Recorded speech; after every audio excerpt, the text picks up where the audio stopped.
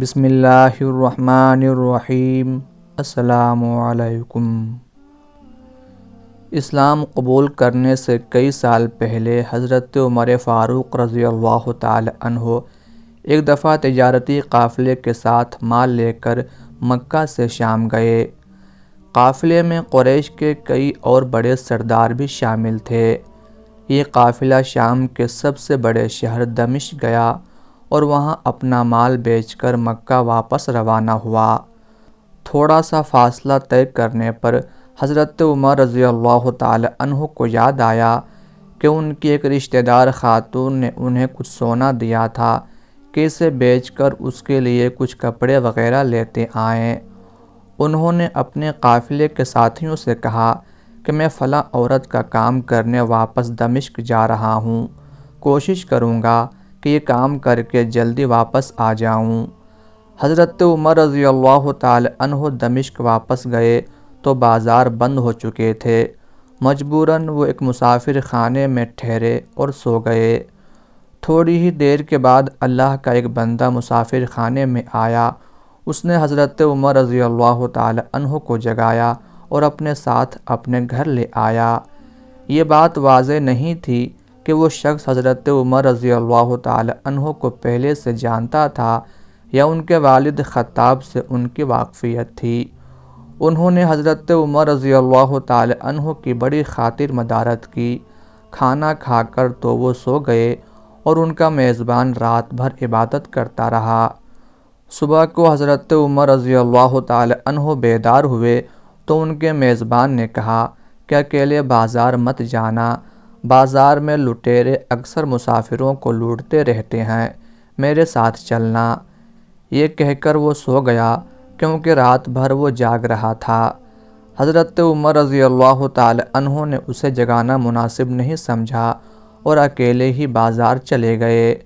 ابھی بازار کھلا بھی نہیں تھا، وہ بازار کھلنے کا انتظار کرنے لگے۔ کچھ دیر کے بعد ایک عیسائی پادری اپنے نوکروں کے ساتھ آیا اور حضرت عمر رضی اللہ تعالی عنہ کی طرف اشارہ کر کے اپنے نوکروں کو حکم دیا کہ اس شخص کو پکڑ لو، یہ گرجے کا کام بہت اچھی طرح سے کر لے گا۔ اس زمانے میں حضرت عمر رضی اللہ تعالی عنہ بڑے تنومند پہلوان تھے۔ پادری کے نوکروں نے ان کو پکڑ لیا اور ایک پرانے گرجے میں لے گئے۔ پادری نے ان کو ایک ہتھوڑا دیا اور ان کو گرجے کی ایک دیوار توڑنے پر لگا دیا۔ ایسا معلوم ہوتا تھا کہ وہ اس جگہ پر ایک نیا گرجا بنوانا چاہتا تھا۔ حضرت عمر رضی اللہ تعالی عنہ دن بھر کام کرتے رہے۔ کہیں شام کو جا کر چھٹی ملی اور وہ تھکے ہارے واپس مسافر خانے میں آ کر بیٹھ گئے۔ پہلے ہی دن والا نیک آدمی پھر آیا اور اس نے پوچھا کہ آپ کدھر چلے گئے تھے؟ حضرت عمر رضی اللہ تعالی عنہ نے اسے سارا قصہ بتا دیا۔ وہ شخص آج بھی ان کو اپنے گھر لے گیا اور ان کی بڑی خاطر و مدارت کی اور انہیں تاکید کی کہ کل بازار جاتے وقت مجھے ساتھ لے جانا۔ اس کے بعد وہ عبادت میں مشغول ہو گیا اور حضرت عمر رضی اللہ تعالی عنہ سو گئے۔ دوسرے دن حضرت عمر رضی اللہ تعالی عنہ بیدار ہوئے تو اپنے نیک میزبان کو سوتے پایا۔ انہوں نے اب کی بار اس کو جگانا مناسب نہیں سمجھا اور اکیلے ہی بازار چلے گئے۔ اتفاق سے پھر وہی پادری اپنے نوکروں کے ساتھ آیا اور حضرت عمر رضی اللہ تعالی عنہ کو پکڑ کر ساتھ لے گیا۔ ان کو غصہ تو بہت آیا، لیکن کیا کرتے، غیر ملک میں وہ اکیلے تھے اور کوئی ہتھیار بھی پاس نہیں تھا۔ دوسری طرف پادری کے ساتھ 7-8 نوکر تھے اور وہ سب ہتھیار بند تھے۔ پہلے دن کی طرح ہی حضرت عمر رضی اللہ تعالی عنہ ہتھوڑے کے ساتھ گرجے کی دیوار توڑتے رہے۔ جب دھوپ تیز ہوئی تو پادری اور اس کے نوکر انہیں کام میں مشغول دیکھ کر چلے گئے اور حضرت عمر رضی اللہ تعالی عنہ دیوار کے سائے میں دم لینے کے لیے بیٹھ گئے۔ اتنے میں وہ پادری گھوڑے پر سوار چپکے سے آیا اور حضرت عمر رضی اللہ تعالی عنہ کے سر پہ ضرب لگائی اور کہا کہ ہم سب گھر گئے تو نے کام ہی چھوڑ دیا۔ اب حضرت عمر رضی اللہ تعالی عنہ کو صبر کی تاب نہ رہی۔ انہوں نے ادھر ادھر نظر دوڑائی، ہر طرف سناٹا تھا۔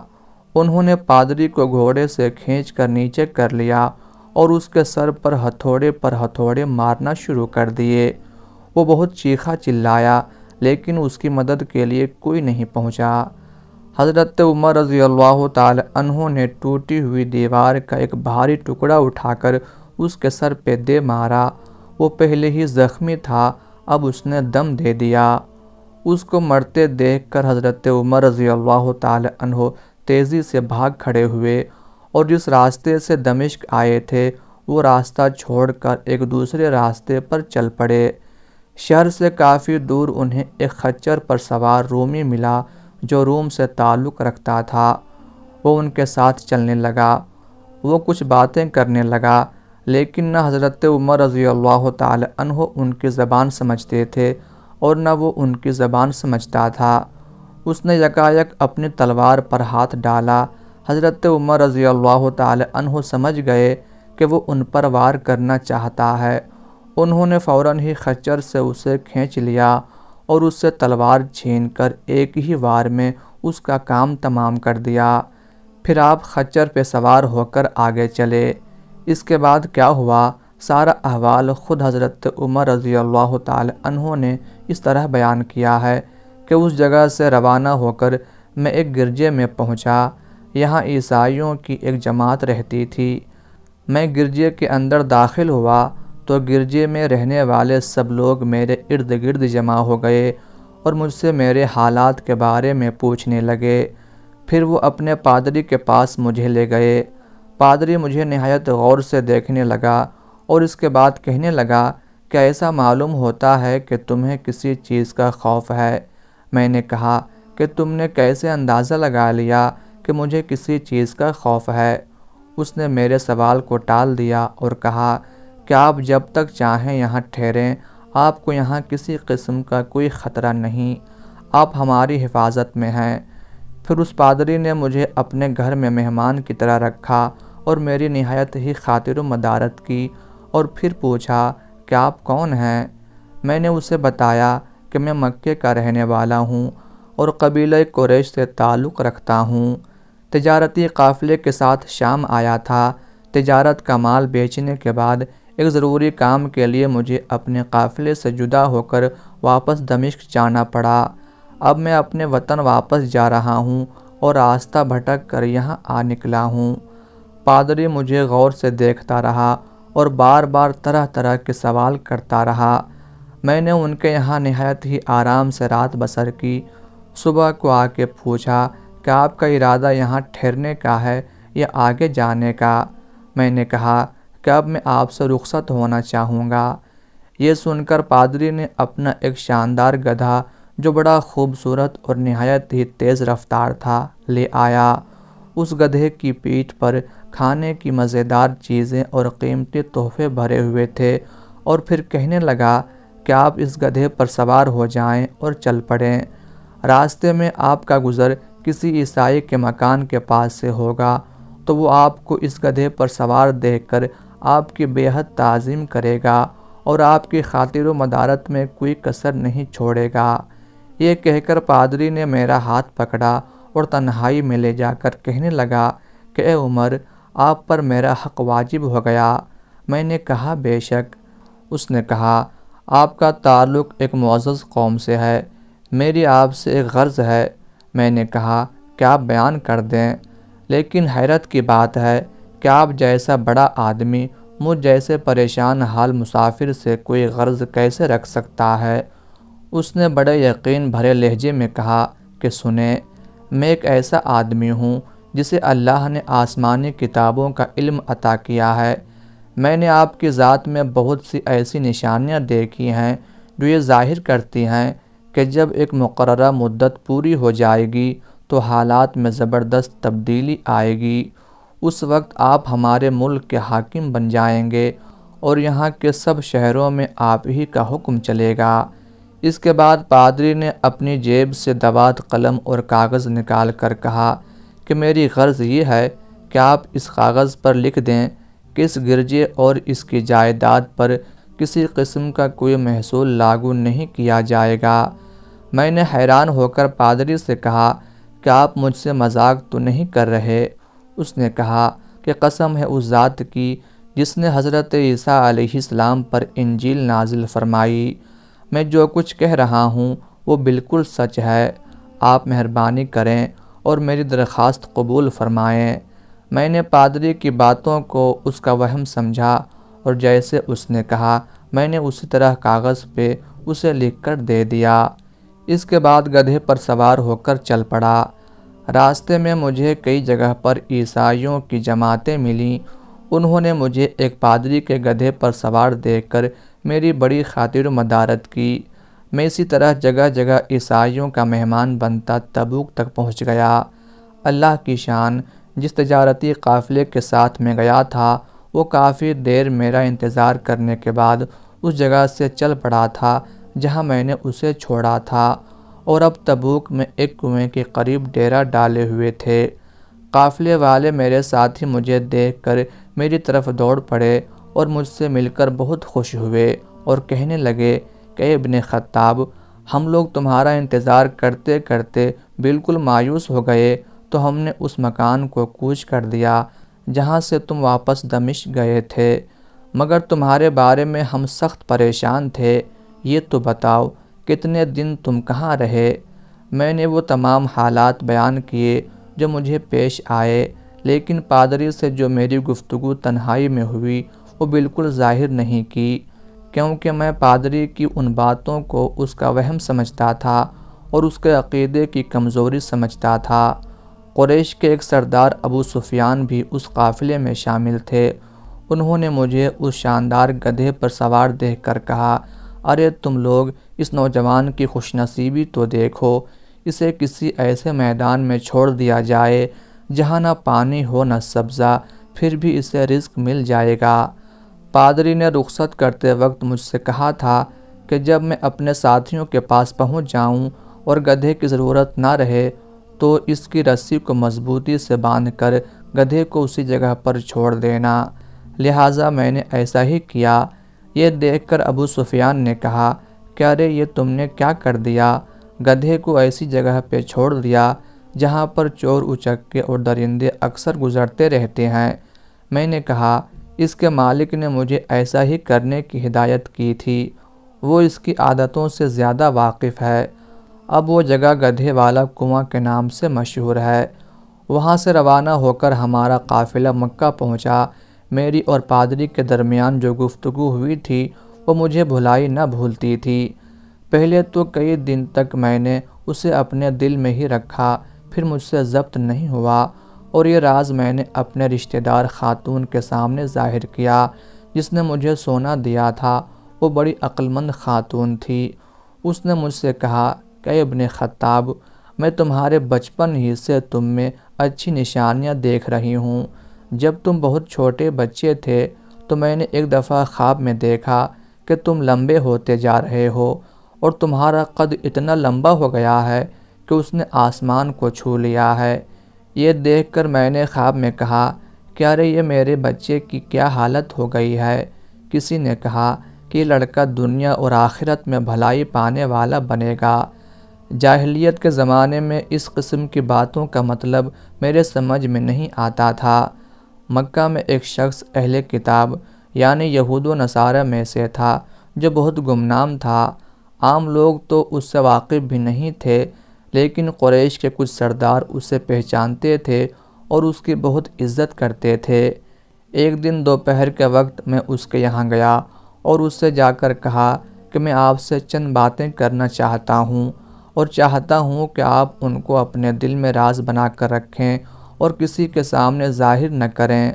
اس نے ایسا کرنے کا وعدہ کیا تو میں نے اپنے سفر کے تمام واقعات اس کے سامنے بیان کر دیے اور اپنے رشتہ دار خاتون کے خواب کا بھی ذکر کیا۔ جب میں اپنی گفتگو ختم کر چکا تو اس نے کہا کہ ابن خطاب، جس کو تم نے محصول کے موافق کا وعدہ لکھ کر دیا ہے وہ اس زمانے میں عیسائیوں کا سب سے بڑا عالم ہے۔ جو کچھ اس نے کہا وہ سب سچ ہے اور جلد ہی وہ سچ تمہارے سامنے آ جائے گا۔ جہاں تک تمہاری رشتہ دار خاتون کے خواب کا تعلق ہے تو اس سے یہ ظاہر ہوتا ہے کہ مکے میں ایک بہت بڑا انقلاب آئے گا، زمانہ ایک نئی صورت اختیار کرے گا اور آنے والے زمانے کے آسمان اور زمین بدل جائیں گے۔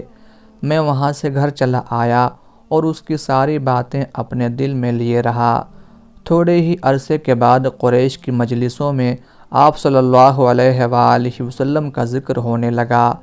یہ لوگ اس بات پر چڑھتے تھے کہ محمد صلی اللہ علیہ وآلہ وسلم اپنے آپ کو اللہ کا رسول کہتے ہیں، لوگوں کو بتوں کی پوجا کرنے سے منع کرتے ہیں اور ایک اللہ کو ماننے پر زور دیتے ہیں۔ جلد ہی اللہ تعالیٰ نے اسلام کو ظاہر کر دیا اور مجھے یقین ہو گیا کہ حالات وہی صورت اختیار کر رہے ہیں جس کی طرف آسمانی کتابوں کے عالم شام کے پادری نے اشارہ کیا تھا۔ نبوت کے چھٹے سال حضرت عمر رضی اللہ تعالی عنہ نے اسلام قبول کر لیا اور رسول اللہ صلی اللہ علیہ وآلہ وسلم کے جانثار ساتھی بن گئے۔ 11 ہجری میں آپ صلی اللہ علیہ وآلہ وسلم اس دنیا سے رخصت ہوئے تو حضرت ابوبکر صدیق رضی اللہ تعالی عنہ مسلمانوں کے پہلے خلیفہ بنے۔ 13 ہجری میں انہوں نے وفات پائی تو حضرت عمر رضی اللہ تعالی عنہ خلیفہ بنے۔ ان کے سفر نامے کی روایات کرنے والے راوی کا بیان ہے کہ حضرت عمر فاروق رضی اللہ تعالی عنہ اپنی خلافت کے زمانے میں شام تشریف لے گئے تو ایک بہت بوڑھا آدمی جس کے بال برف کی طرح سفید ہو چکے تھے عیسائیوں کی ایک جماعت کے ساتھ ان کی خدمت میں حاضر ہوا اور عرض کیا کہ اے امیر المومنین، کیا آپ مجھے جانتے ہیں؟ حضرت عمر رضی اللہ تعالی عنہ نے فرمایا کہ اگر آپ شام کے فلاں شہر کے پادری ہیں تو میں آپ کو پہچانتا ہوں۔ اس نے کہا کہ جی ہاں، میں وہی پادری ہوں۔ حضرت عمر فاروق رضی اللہ تعالی عنہ نے فرمایا کہ میں نے آپ سے لکھ کر جو عہد کیا تھا وہ آج بھی قائم ہے۔ اللہ تعالیٰ نے اپنے رسول صلی اللہ علیہ وآلہ وسلم کے ذریعے ہمیں عزت بخشی۔ انہوں نے ہمیں اللہ تعالیٰ کے پسندیدہ دین اسلام کی طرف دعوت دی اور ہم نے یہ قبول کی۔ آپ ہی نے مجھے ان باتوں سے آگاہ کیا تھا، اب آپ کو کون سی چیز اسلام کو قبول کرنے سے روکتی ہے؟ بوڑھے پادری نے حضرت عمر رضی اللہ تعالی عنہ کی باتیں سن کر اسی وقت اپنے ساتھیوں سمیت کلمہ پڑھ کر اسلام کی دولت حاصل کر لی۔ حضرت عمر رضی اللہ تعالی عنہ کو جادوگروں سے بہت نفرت تھی۔ انہیں جہاں کہیں بھی پتہ چلتا کہ وہاں کوئی جادوگر ہے تو حضرت عمر رضی اللہ تعالی عنہ انہیں قتل کرنے کا حکم دیتے تھے۔ حضرت عمر رضی اللہ تعالی عنہ کے دور میں ایک شخص تھا جو لوگوں کو بتا دیا کرتا تھا کہ تمہارے ہاتھ میں کتنی کنکریاں ہیں۔ وہ یہ ظاہر کرتا تھا کہ مجھے غیب کا علم ہے۔ ایک دفعہ حضرت عمر رضی اللہ تعالی عنہ نے اس جادوگر کو بلایا اور اپنے سامنے بٹھا لیا۔ پھر آپ رضی اللہ تعالی عنہ نے اپنا ہاتھ پیچھے کیا اور اپنے ہاتھ میں کچھ کنکریاں اٹھا لیں۔ پھر جادوگر سے کہا، چل بتا میرے ہاتھ میں کیا ہے؟ جادوگر نے کہا کہ آپ کے ہاتھ میں کنکریاں ہیں۔ پھر آپ رضی اللہ تعالی عنہ نے فرمایا، بتا کتنی کنکریاں ہیں؟ جادوگر نے کہا 5 کنکریاں ہیں۔ آپ رضی اللہ تعالی عنہ نے پھر اپنا ہاتھ پیچھے کیا اور پھر کچھ کنکریاں اٹھا لیں۔ پھر فرمایا، اب بتا میرے ہاتھ میں کیا ہے؟ جادوگر نے کہا، آپ کے ہاتھ میں کنکریاں ہیں۔ آپ رضی اللہ تعالی عنہ نے فرمایا، بتا کتنی کنکریاں ہیں؟ جادوگر نے کہا، مجھے نہیں پتہ۔ ساری محفل حیران رہ گئی، آخر یہ کیا ماجرا ہے؟ پھر آپ رضی اللہ تعالی عنہ نے فرمایا، پہلے جب میں نے کنکریاں اٹھائی تھیں تو مجھے بھی پتہ تھا کہ میرے ہاتھ میں کتنی کنکریاں ہیں۔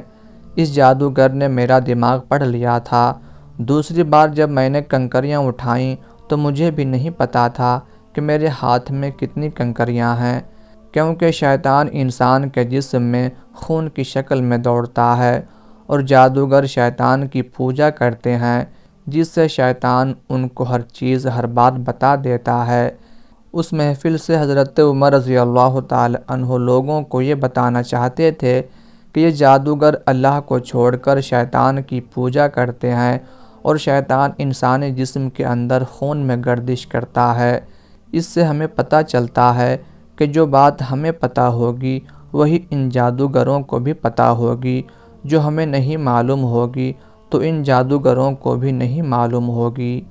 اللہ تعالی ہم سب کو قلب سلیم عطا فرمائے اور ہر قسم کے جادو ٹونے سے بچا کر قرآن و حدیث پر چلنے کی توفیق عطا فرمائے، آمین یا رب العالمین۔